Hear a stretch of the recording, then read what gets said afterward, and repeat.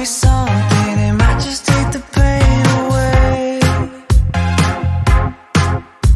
Nga guys, at magagawa ako ng ensalada de lechuga. Itong lettuce na to ay gagawin kong ensalada. Syempre, hinugasan ko muna siya bago ko siya hiwa-hiwalayin or kaya hiwa-hiwain ng kutsilyo. Depende kung kamay or ano pa man ang gagamitin nyo. Basta may hiwa-hiwa. Depende sa gusto nyong laki.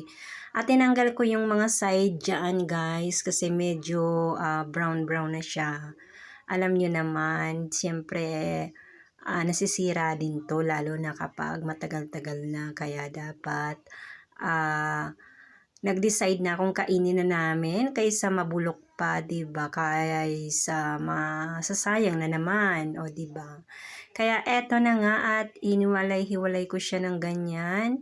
Siyempre, tinanggal ko yung medyo makapal-kapal kasi alam niyo naman sa gitna ng lettuce ay meron siyang matigas-tigas. So, ito na nga ang aking paghiwa-hiwa dito guys. At importanteng malinis ang ating mga kamay at saka yung mga vegetables na ating gagawin or ating kakainin ay kailangan hugasan muna natin bago natin pikarin or kaya hiwa-hiwain. Okay? Kasi kapag madumi ang ating kamay, syempre didikit din dyan yung ating mga dumi-dumi nating mga bakterya, nako.